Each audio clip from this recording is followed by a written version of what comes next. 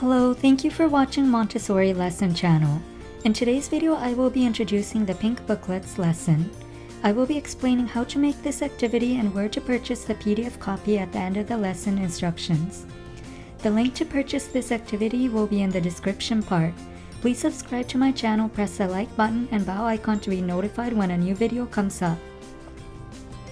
The purpose of this activity is to teach that separate sounds and blending sounds go together to pronounce the three-letter phonetic words. The instructions for the activity are: show the front cover and explain that it is the cover of the booklet. Open the booklet on the first page and have the child read the three-letter out loud. This is the first language Pink lesson without any visual cues, so if the child shows difficulty, offer some help. Turn to the next page and have the child read the word out loud and follow the same steps for the remaining words in the booklet. Have the child repeat the activity on their own next. When the child finishes working with the activity, have them return it back to the language shelf. This material can be made on your own by gluing the words into pink paper and creating a booklet. In each booklet, add 8 words per booklet and have a total of 4 booklets.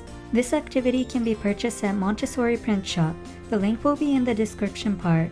For this item, the picture part will not be used for the activity. This ends my video for today. Thank you for watching.